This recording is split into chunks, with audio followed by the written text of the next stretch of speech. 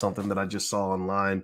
It has to do with an image that I saw of a rapper and a tech billionaire, and it was comparing the rapper Quavo of the Migos to Jeff Bezos, the guy who's worth $200 billion. And I just thought it was a really interesting comparison. And I wondered, was this comparison racist or was it accurate? So I'm going to break down what I'm seeing in this comparison, and we're going to talk more deeply about economic culture and what it means when we say for the culture and what this means for young black men and whether or not it even makes sense to compare a 31-year-old rapper to a 58-year-old billionaire. So get comfortable, buckle up a seatbelt. We're going to get started on the Black Financial Channel and drboycetv.com right now.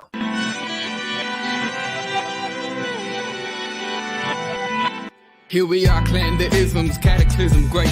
Our people out here struggling, trying to make it in this state. Everybody out here doing it, but we the ones who late. Now family, we the ones who gotta delegate. Get that money in the power, never be fake. Stick to cosign for 3. What did he say? Create jobs, support our own. Educate the same and buy back your home. Got 3 degrees, triple 10. 3 PhDs, now we on the CNN. DBTV, let's talk about negligence. Ignorance is bliss, but we can turn it to intelligence. Believe none of what you hear, half of what you see. Let's break it down here on Dr. Boyce TV. Here we are. Hey, what's going on, guys? Welcome to drboycetv.com, the home for intelligent black people. My name is Dr. Boyce Watkins, and I am up late tonight. You may be watching a recording, but I am up because I was thinking about some stuff. You know, there's a nice lady that I know out in Hollywood who's a great actress by the name of Tiara KJ Williams, aka Miss Black Hollywood. And she shared an image that really got me out of bed, that really got me thinking, that made me say, the good Lord came to my brain and said, you know, you should probably talk about this to kind of flesh out some of your thoughts, because I don't think this is a simple question with a simple answer. But anyway, I'm going to explain this to you in a second. But first of all, I want to welcome everybody. How you doing, everybody, on Instagram? I bet a lot of you are probably from over in England. I know that in London, you guys are awake and starting your day. But some of you in the United States are still in the bed. But I definitely like to talk to you whenever the universe tells me to do that. And so Carlton Way, how you doing? Iron Will, Marlon D. Williams, Sizzla, how you doing? That dude strong. Good to see you. Shout out the city. Let me know what city you're coming from. Tell me what city you're coming from. Also, if you're on Instagram, I want to say hi to everybody on Instagram. My Instagram is the real Boyce Watkins. And let's see, who do I see on Instagram? I can't really see. There we go. Beauty3434. Good to see you, sister. Jazz the pretty plug. Oh yeah, Jazz. I met you. I remember you, girl, because I met you at the FraserNet conference, and you were super smart and super talented and had high energy. And you're going to be successful because you bring great energy into every situation that you're in. And that's one of the keys to success. It took me a long time to figure that out, but that's really true. So anyway, Noble Buchanan, how you doing? All right, so let me show y'all a picture. And if you're on Instagram, you won't see the picture when I put it up, but you can see it if you scroll down my Instagram page. My Instagram is the real Boyce Watkins if you want real conversations about, real topics. And so here's this image, right? So I'm gonna pop it up on the screen, and I want to ask y'all a question. Give me a yes or no. Everybody answer. Is this image racist? Is this image racist? Now, the image, to describe it to you in case you can't see it, in case you're listening on Spotify, which, by the way, if you look up Dr. Boyce Breakdown, you can find this on Spotify or Apple. This is an image of the rapper Quavo from the Migos. There's a group called the Migos. They're pretty popular. And he's about 31 years old, and that's Jeff Bezos, the tech CEO, tech billionaire of Amazon. He's worth about $200 billion. And it says at the top, it says the goal is to be rich, not look rich. And this is from a platform called Hip Hopville. I don't know the guys over there. I just saw it. And Tiara KJ Williams showed me that image and put it up on the screen. And it kind of, made me think, right? Because there was a little bit of a debate. Like, wait a minute, this is not a fair comparison. This is ridiculous. And if you can't see the image, if you're on Instagram, you can't see it because you got to scroll down the page. I can't actually put images up on Instagram. So if you want to see the image or what I put on my screen, just go to drboycetv.com. The link is in the bio, and you can find my podcast there. All right. So give me a yes or no. How many of y'all thought it was racist? How many of y'all thought it was not? Let's see. Darren says no, it's not racist. Let's see. Evil Tracy says coming from the enemy. Yes. Okay. So it depends on who it comes from, right? So maybe in your mind, and I'm really acknowledging all the points of view and the perspectives here because I'm shaping my own point of view. I am not a person who has a concrete perspective on this, but at the same time, I think it's important to have these conversations because as a community, I think we have to flesh things out. I think as a people, we've got to figure out where we are, who we want to be, why we aren't what we want to be, where we're trying to go. Okay, Marlon says yes, Princess and Coffee says no. Okay, that's what I kind of thought. I thought it would be kind of like mixed down the road. And so what I want to do is kind of lay out a framework. I wrote a little article about it, just to kind of share some thoughts on that.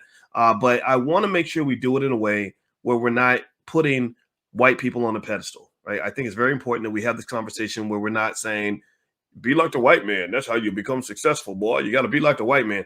That was something I grew up on, and that's just not true, right? We know that white people are can be screwed up in their own way, and it's up to them to figure out how they can be better people. It's up to us to figure out how we can be better people. And the same way he doesn't really think about me on a daily basis, I don't really think much about him. I think about us. And I want all of us to do better and to be smarter and or be whoever we want to be, whatever that means. So let me give you some context on this. Do me a favor, hit the thumbs up button, thumbs up, share, subscribe if you haven't done it yet. And also don't forget, if you look up Dr. Boyce Breakdown on Spotify, you can find this podcast there too if you want to listen while you're in your car or something like that. All right, so here's the deal. All right, so the first guy, in case you don't know who he is, his name is Quavo. He's from this group called the Migos. Quavo is about 31 years old. I believe he was born in 1991. Quavo has sold, the Migos, they sell lots of records. They're far more famous than people like me. They're some would say that they're good artists because they sell records. Some would say they suck because there's a question about whether or not they represent the true essence of hip hop. In fact, I dare you to put those guys on a radio show and ask them to freestyle. They would rather be shot in the head than to actually try to freestyle because they can't do it, right? They're not rappers in that traditional sense. But then again, they sell records. So some would say that selling records and making money is validation of your talent. Some would debate that point, right? I would debate the point a little bit because as an expert on money, one of the things I've always reminded you guys is that all money ain't good money. And just because a white man is paying you money, sometimes he might be paying you money to be a buffoon. He'll pay you money to lead the circus too. He'll pay you money to put on a dress. He'll pay you money as a black man to act like a fool. He'll pay you money as a black man to destroy your community or embarrass yourself. So don't think that getting money from white folks means that you're a successful black person. We got to stop that. Stop thinking that success just is measured by the size of your bank account. Because when you do that, then what you're doing is you're opening yourself up to mass amounts of ridiculous behavior, all for the sake of money. Think about it. If I tell my daughter, hey, babe, the only way you can measure your success is by how much money you have.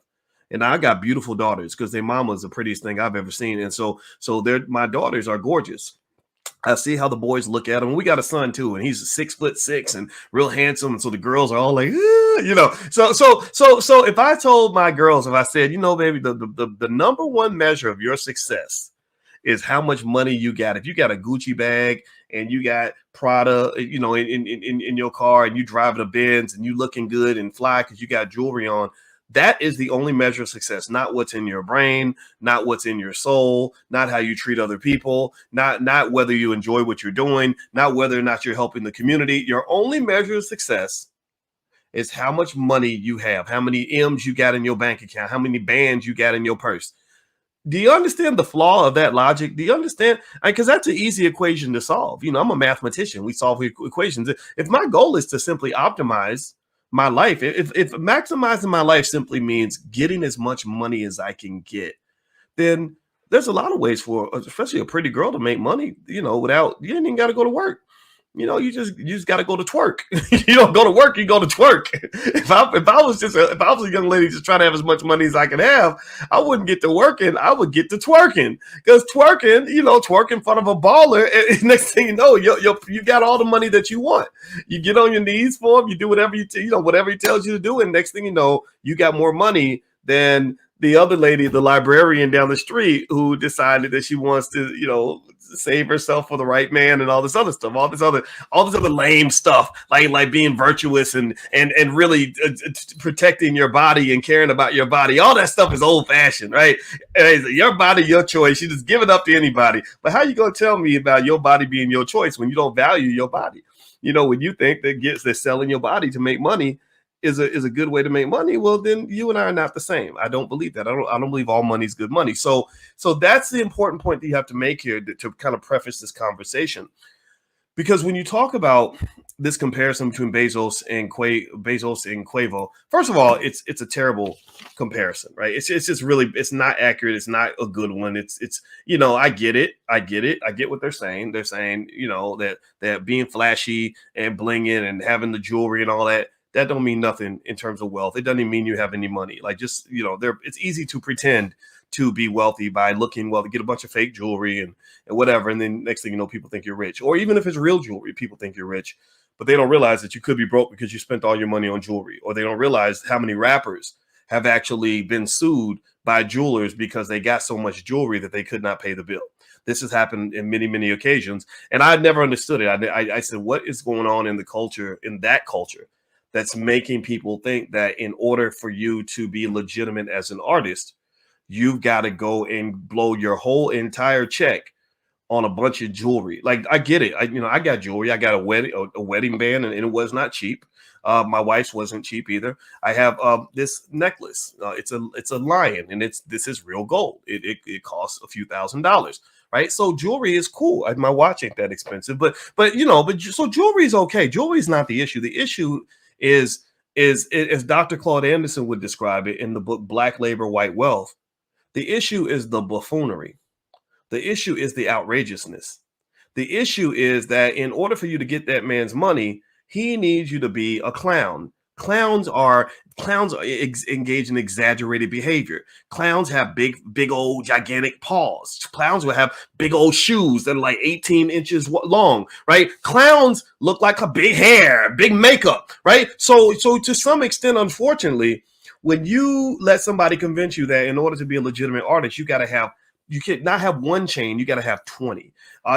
Not one Bentley, you got to have 46 or whatever. Not one woman, you got to have 12 or whatever it is that the artists think they have to do.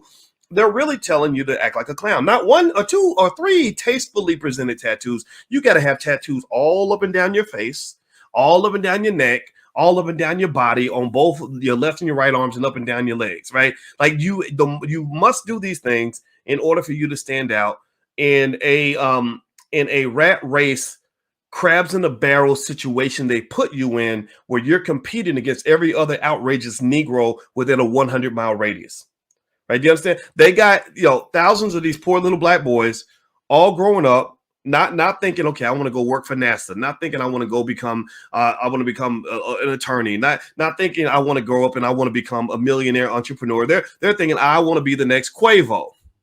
I want to be the next Quavo, even though 9,999 of us out of 10,000 are not going to make it. We're all trying to be the next Quavo. So we have to outdo each other because we're playing a game of musical chairs where there's 10,000 people fighting for one chair. Right. So do you understand what I'm saying? Give me a yes in the chat if you get what I'm saying. Give me a yes in the chat if you follow what I'm saying. So the more outrageous you are, the more gangster you are, the more ridiculous you are, or in terms of your behavior and your attitudes and actions, the more likely you are to get some attention. And attention is the only thing that these guys unfortunately know how to seek out, because nobody really taught them anything else, or they never took the time to learn anything else. All right. So to speak on Quavo, I'm going to say this first and foremost. I don't think the comparison's fair, because I think that this poor guy's doing his best. He's 31 years old. He's not a tech billionaire. He's a rapper. He's a rapper that was raised in a culture where, unfortunately, some of these young guys just really think that certain behavior is cool and interesting and all that, when it's really the type of stuff that guys like me understand. This stuff gets you sent to prison for 60 years. That's why you got down in Atlanta, you got a lot of rappers facing these RICO charges, organized crime, which carry very serious consequences. In fact, I saw where Quavo did a concert on a college campus where he was arrested for possession of a controlled substance. He had weed, but something else. I don't know what the other thing was, and also weapons. And this is predictable. This happens all throughout hip hop.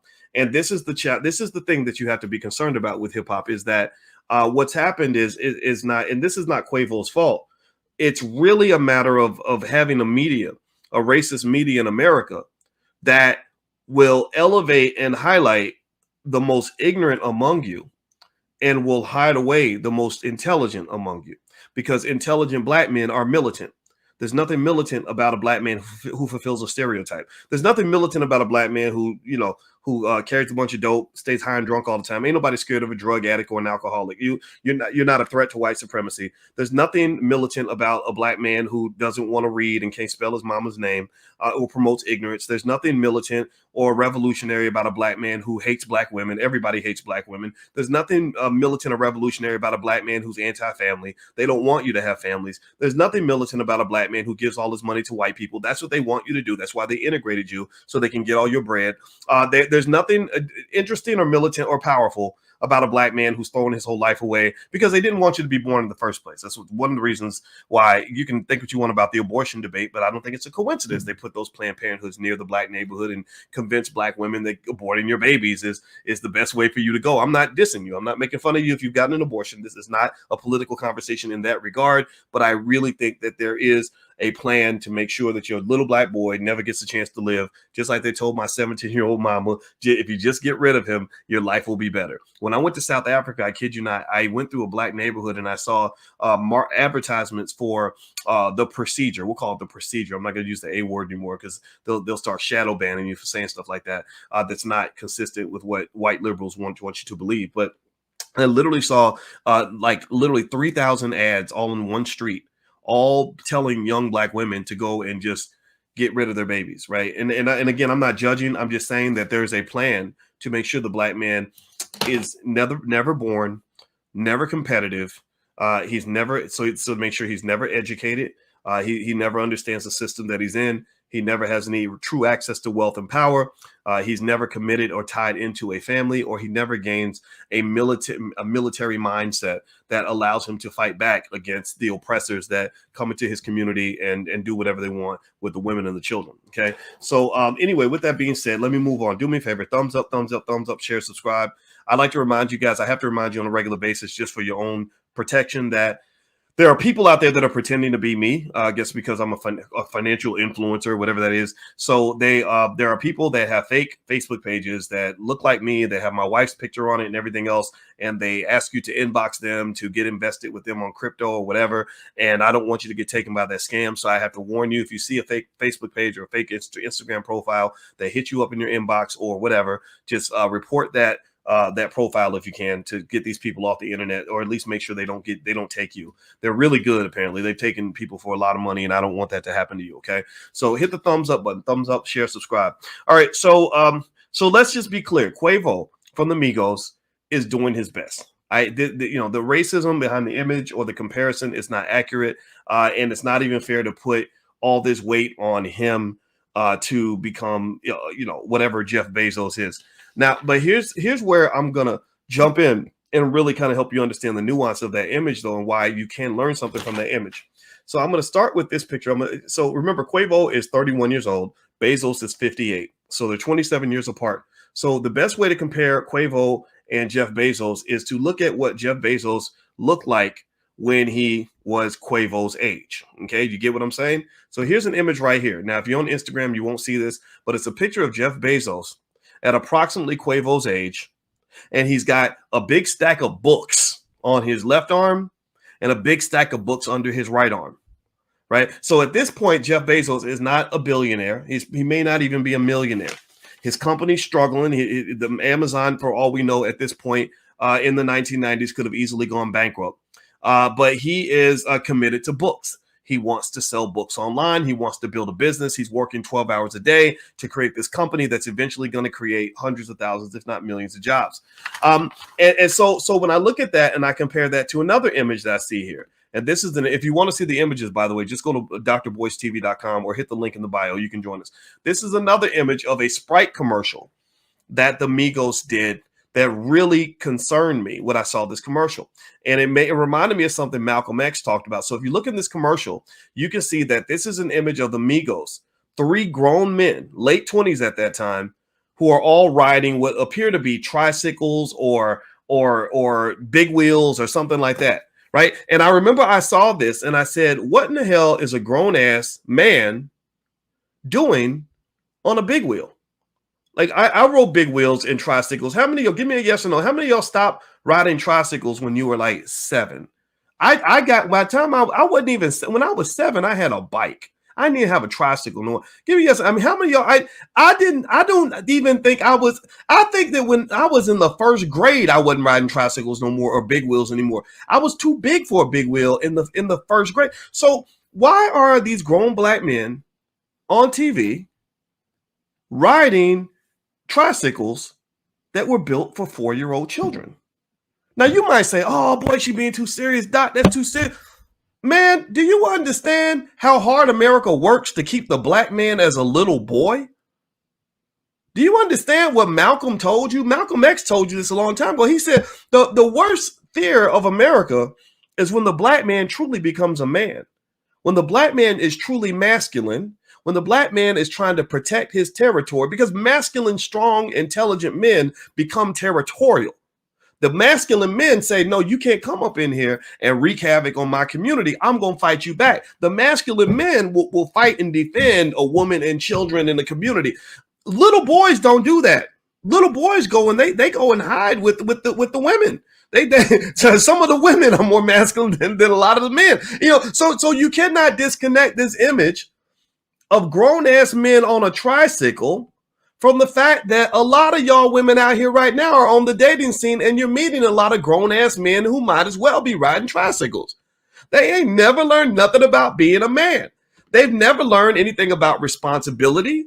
They've never learned anything about accountability. They've never learned anything about disciplined behavior. They've never learned anything about strategic planning. So what happens? Well, a man like that, what does he do? First of all, he's going to stack up about 7 to 8 babies mamas like the rapper Future, who they heavily promote to young black men as manhood, which it's not.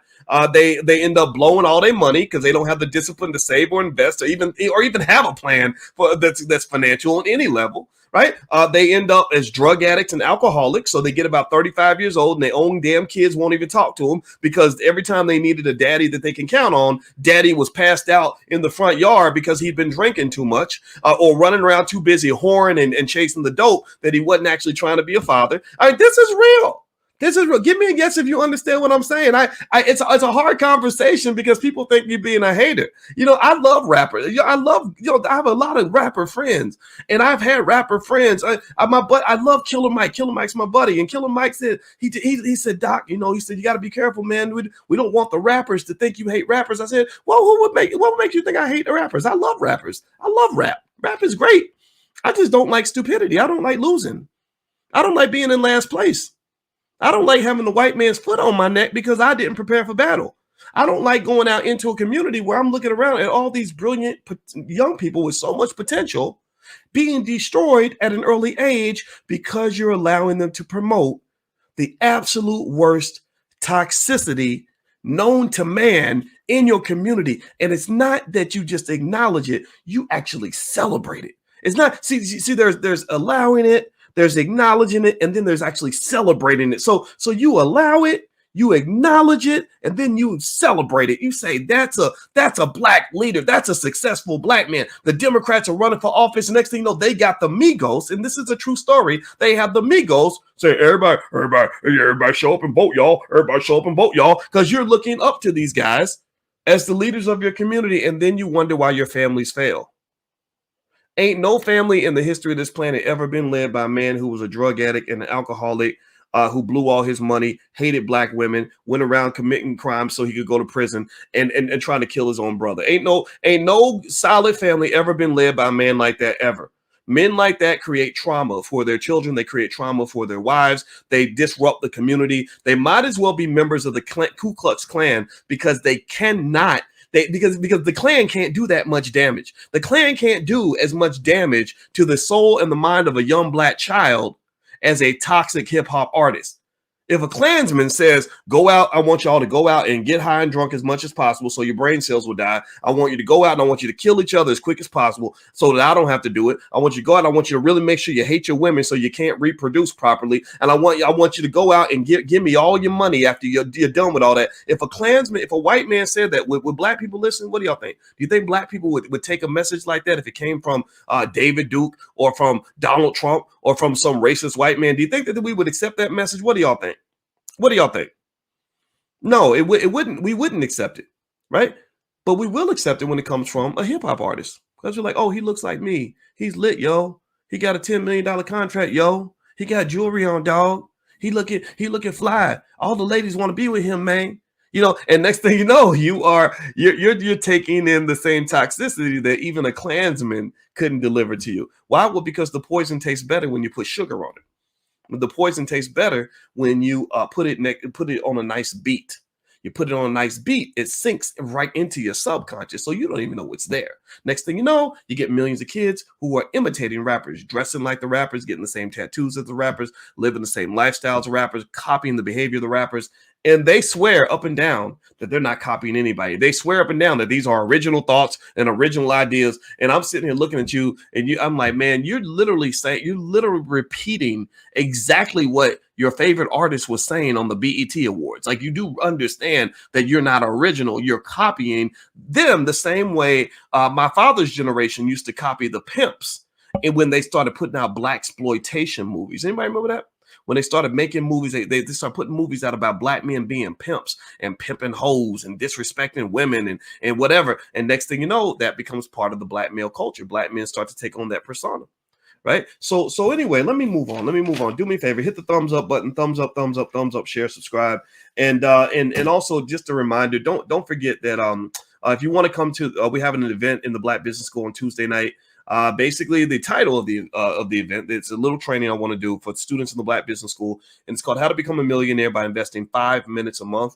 This is based on things I learned in my PhD program that will put you on track to develop millionaire status within one generation within your family. This is mathematically solid. I'm not making this up. This is not stuff I'm just arm waving on. This is real, actual, proven mathematical financial theory. This is what I know. This is what I do. Go check my record. And so this is something we're going to do Tuesday night at 8 p.m. If you go to, if you want, you could pay a fee to join if you want to, but actually you can join for free if you do a free membership in the Black Business School, and you get free access to my life class and free access to Powernomics training that we do every Wednesday. Just go to blackkeystogreatness.com and all that's free. So just sign up at blackkeystogreatness.com. I will send you the invitation to join us Tuesday night, and I guarantee you're going to learn something that night. So feel free to join us then.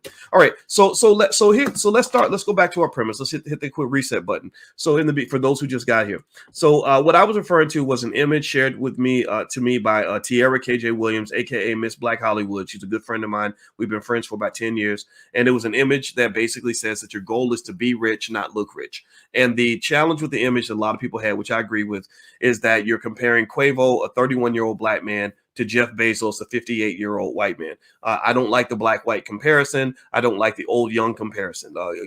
Bezos has had a lot more years on this earth than Quavo, and I think that's an important thing to say, to mention. Also, Quavo should not, in my view, or any rapper really for that matter, should have that pressure on them to actually have to compete at the level of a Jeff Bezos. That's really, really hard to do. But here's what I would say. I would say a more accurate comparison might be Quavo and Jay-Z. Right. I would say that Jay-Z, to some extent, at least among hip hop artists, has done a reasonably decent job of at least trying to grow up a little bit in a space where black men are not encouraged to grow up. They're encouraged to remain as children. He married his wife, Beyonce. They did it not just for emotional reasons, but it was a very good strategic partnership. Since that time, the two of them have become very well respected within the industry. And I think that's great. Now, here's the thing. Even Jay-Z and Beyonce, though, don't represent the best that your community has to offer. Remember Jay-Z, if Jay-Z were on a Jeff Bezos kind of level, even in mindset, you got to remember, make a simple comparison. Jeff Bezos has created over 1 million jobs for mostly white people. Amazon employs, let me see here. Let me look this up. Let me see how many employees does Amazon have? Amazon currently has 1.1 million employees. They employ 1.1 million people. Most of those people are white. And so I would dare you, I would challenge anyone in here to find me any rapper who's created even 10,000 jobs, even 10,000. Now, mind you, 10,000 that's not even 1% of 1.1 million. Let me see. Excuse me, 1 million, 10% of 1 million is 100,000. Yeah, that's about 1%. 1%. So you don't have to do what Bezos did, but you just do 1% of that. Show me one rapper who's done 1% of what Bezos has done. You probably can't find that guy, right? If Jay-Z, in my view, I'm not disrespecting Jay-Z at all, because I told you I think I like a lot of what he does.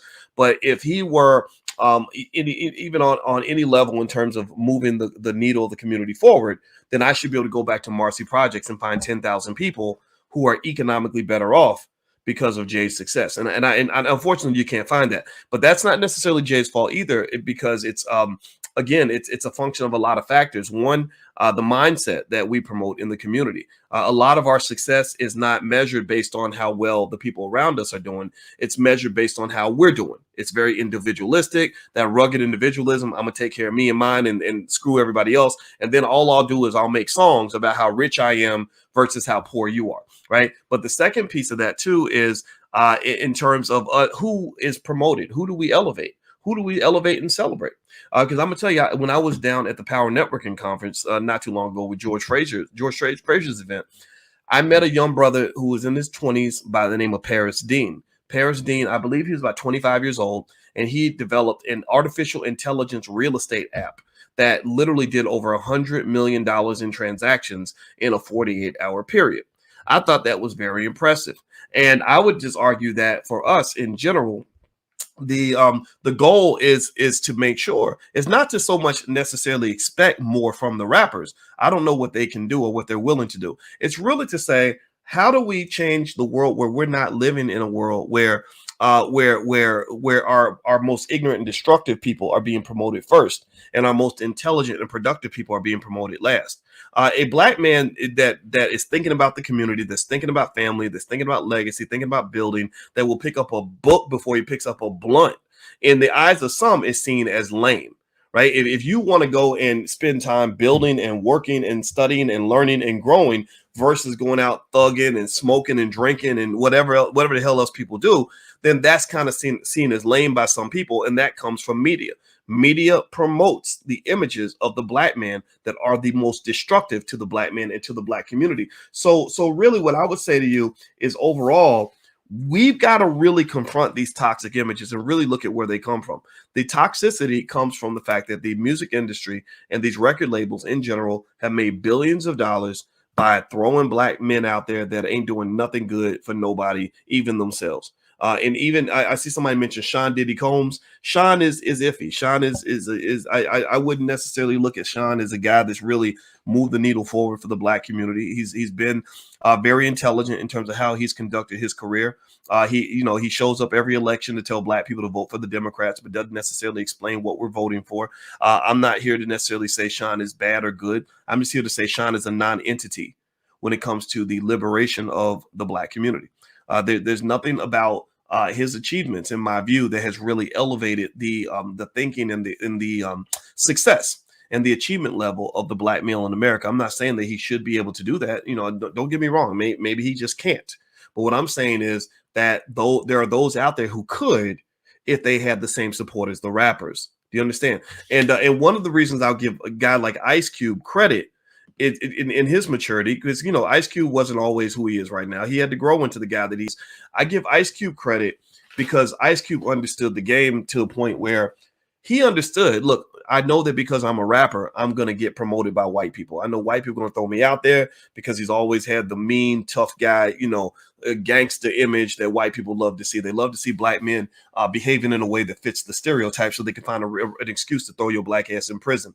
But at the same time, what I thought was really intelligent of him was that he said, I'm gonna be the person that blasts the message out, but I'm gonna go and strategically partner with the black men that need to be heard, that aren't being heard, the black men who are being suppressed and oppressed, their ideas. So you have a guy like a Dr. Claude Anderson, who wrote the book Powernomics, who is a solution provider for the black community, who talks about power plays for the black community.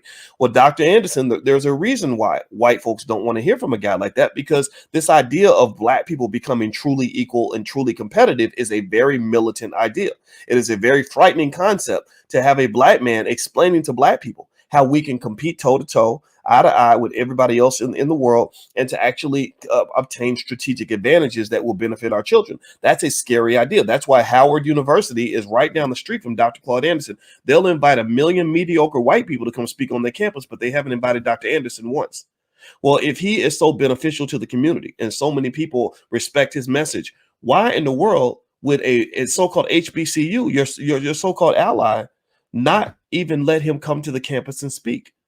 Well, because the idea of black men and black women truly making progress in this country is a very scary, dangerous idea. And they're not going to give that to you. The only thing they're going to give to you are what is called the controlled opposition. They're going to give you these false leaders who go on the radio and say, okay, everybody go out and make sure you vote for Joe Biden, y'all. Or these people that will go out and make you feel good, or these institutions that will train you to go work for white people. They'll give you that all day long because there's nothing threatening about that. The HBCUs are barely hanging on by a thread financially because they're producing employees for big white companies. That's what they do. Employees can't write the kinds of checks that can sustain an institution. You don't have institutional power. All you have is the ability to kind of fit in and scream and holler and get mad when they mistreat you, but you don't really have the power to actually walk away from the mistreatment and develop institutions of your own. So that's one of the reasons why your HBCUs are struggling. Your HBCUs are struggling. In fact, if I was to add up the endowment of every HBCU in America, it would be about 1/50th of the endowment of Harvard. It would be one, the schools like a USC spends more money in a week than most HBCUs will spend in an entire year, right? So ultimately, what you're really looking at is a scenario where there's a huge amount of imbalance in power. And where does it come from? It comes from the fact that if I go to Harvard or Yale, they're not just producing employees that can go serve another community. They're producing captains of industry.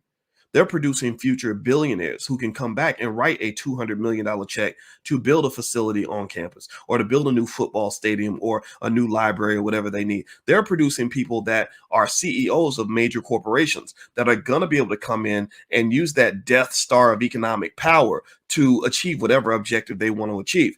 We're producing employees who can't even come back to the homecoming unless they ask their boss for a day off. A person like that can't write a check for $200 million. They can barely write a check for $200. So when you look at that and you understand that from an economic standpoint in terms of what you are producing, well, it explains to you exactly why HBCUs, unfortunately, they're kind of like on the academic version of a type of welfare. They're literally welfare recipients. They don't have the ability to economically sustain themselves because they're not producing people that are able to economically sustain themselves. This is not a diss on HBCU graduates. I know the homecomings are lit. I know that the bands are the best. I know that you have a lot of fun, and I get all that. I wanted to teach at Howard. I couldn't get actually, it's really funny. I was the only African-American to get a PhD in finance during the year 2002. I was trained by some of the best people in the world. And I interviewed at Howard for a job. I was willing to even take a pay cut to go there. And the reason that it didn't work out was because when I went to interview at Howard, I was literally interviewed by a Chinese man who was deciding whether or not I was qualified to educate African-American youth. And years later, I think about that and I say, I'll be damned. A Chinese man, a man from China who's hiring all his Chinese friends to come to teach at your universities, is literally deciding whether or not I'm qualified to teach my own damn people. And so I want to ask you this: where can I go in China? Tell me this: is there anywhere you think I can go in China where there's an African-American gatekeeper deciding whether or not a Chinese man should be allowed to teach Chinese students? Y'all tell me, do y'all see that anywhere? See, what you got to understand is there's something out there in the world called what I would call almost like the Negro rules. The Negro rules are basically things where it applies to you and you are expected to deal with it, but nobody else will do that. Nobody else is willing to give away the power that you're supposed to give away willingly. Nobody else is expected to go out and show up and vote for nothing, but you are. Nobody else is expected to have their institutions run by other people. Oh, but you are. Nobody else is expected to be a slave for other communities and go out and really elevate and support people who are destroying their children. But you are because you know the rapper's lit. His song is nice, right? So ultimately, what I'm just telling you guys is you got to wake up and smell the damn coffee. Wake up and smell the poison. It ain't even coffee; it's poison coffee. So just that little experience at Howard, really, to me, it's very easy to tell exactly why your HBCUs are struggling, why they can't survive right now. Because you're not producing business owners, you're not producing job creators. You're producing people that are going to go chasing jobs. Okay, so let me read this question from Lord Tark. Lord Tark made a donation. Thank you for your donation. So let's see. So since you made a donation, I'm gonna put you up on the screen. He says, if somebody was promoting the disrespect of women and killings in the community of the people who own those record labels, their community would have risen up and shut it down. Black folks allow it. That's 100% true. And I really think that overall, these conversations I'm having with you at random times at night, and in a way that probably makes people dislike me and think that I hate rappers. That's my little effort to say, okay, am I the only one seeing this? It's my effort to kind of say, are we really going to continue to tolerate this? Because understand this, that your greatest form of wealth in your community is actually your children. So when somebody is destroying your children, then they're destroying your wealth. They're destroying a couple $1 trillion every generation by ruining your kids. They're just going to destroy another couple $1 trillion every generation by ruining your families, because most wealth is tied up in families. They're also taking a couple $1 trillion away from you by simply taking over the education of your kids. When they educate your kids, they educate them to be Eurocentric.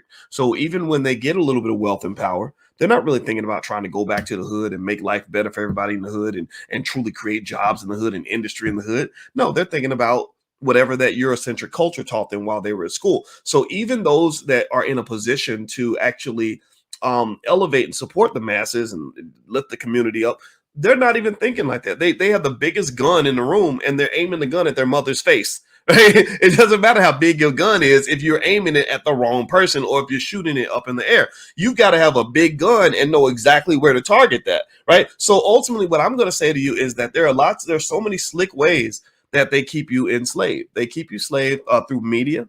They keep you enslaved through education. Even those of you who think you've escaped the trap, but because you went to college and got a degree, they also keep y'all enslaved because they got you hooked on them student loans. So you can't even make the financial moves you want to make because they convinced you to go borrow $150,000 to go to a white man's university so he could take that money and go gentrify your grandma's neighborhood. Go look at any major white university in America. This is not a diss on anybody that went to college. I went to college too. We all fell for it. A lot of us did. A lot of us still are, right? But go to any major university that's doing well financially. Go check out USC and see what they're doing. Go check out Syracuse University, where I used to teach. Look at what they're doing with the money. Look at the neighborhood around these schools. Many of these neighborhoods used to be black. They used to have lots of black people around them, and slowly but surely they're being gentrified. They're buying up entire city blocks. They're buying up major buildings. They're buying up apartment complexes. People are like, the projects used to be right there. Now it's the medical center. Well, how do you think that happens? Where do you think they're getting the bread to do this? Well, they're getting it from you.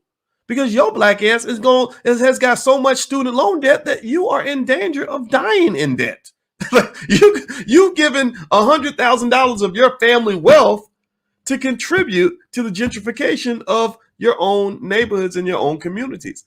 I'm not making fun of you. I'm not telling you that you got to change your too many things about your life. I'm not saying that you are stupid. I'm not saying that at all. A lot of us fall for this, but I'm really sort of helping you understand the complexities of the white supremacist power structure and how subtly it is able to maintain control for the wealthy and the powerful and mostly white people that are at the top of the food chain.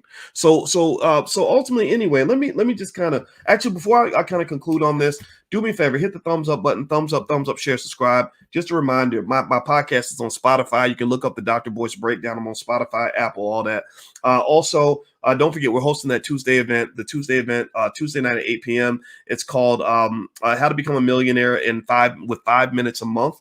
And I explain to you a very simple, straightforward process. I break down some myths on wealth and help you understand how you can actually do whatever you want to do financially. It doesn't take a lot of time. It doesn't take a lot of expertise. It doesn't take a lot of money. It's very easy to do. This is what I do. This is my superpower. Also, I want to mention, don't forget that we have the All Black National Convention happening in Charlotte, North Carolina, October 28th through the 30th. We're going to have a lot of great people there, a lot of really smart black folks there. It's the ultimate gathering of all people in the world who believe in ending the bullshit.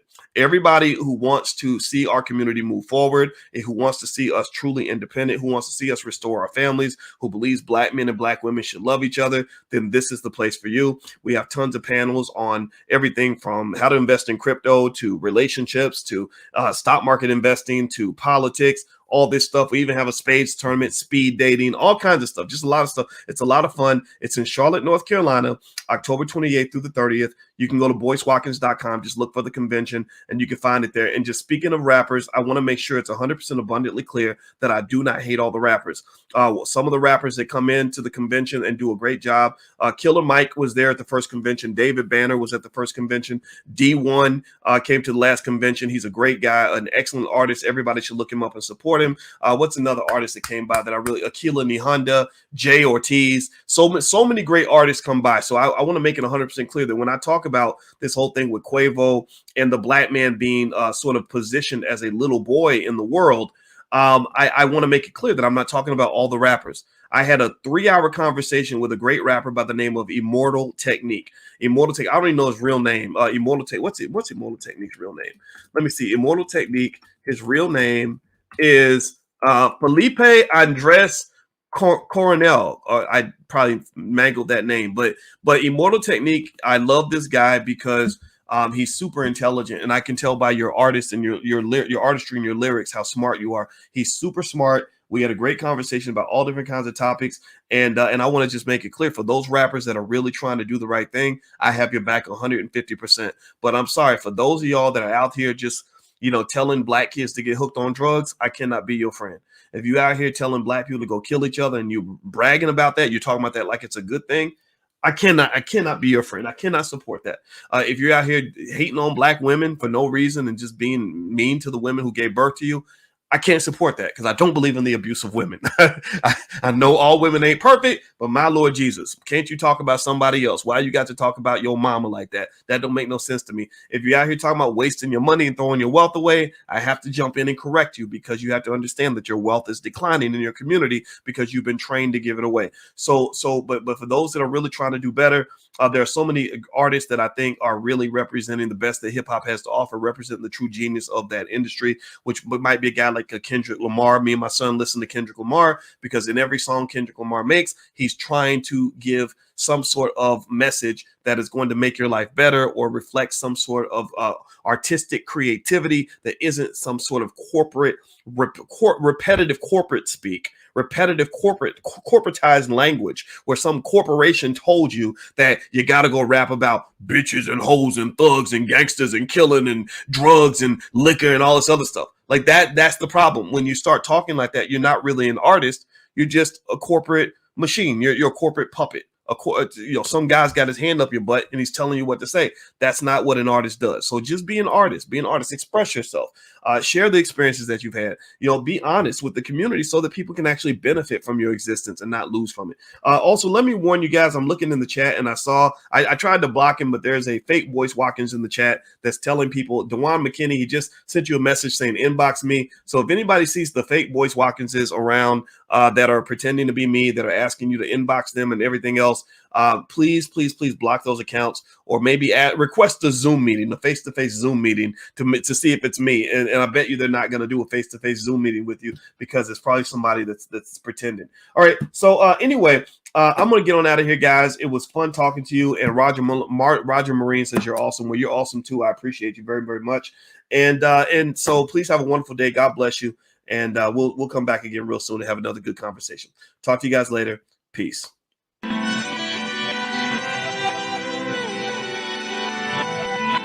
Here we are, clan the isms, cataclysm great. Our people out here struggling, trying to make it in this state. Everybody out here doing it, but we the ones who late. Now family, we the ones who gotta delegate. Get that money in the power, never be fake. Stick to cosign for 3. What did he say? Create jobs, support our own. Educate the same and buy back your home. Got 3 degrees, triple 10. 3 PhDs, now we on the CNN. DBTV, let's talk about negligence. Ignorance is bliss, but we can turn it to intelligence. Believe none of what you hear, half of what you see.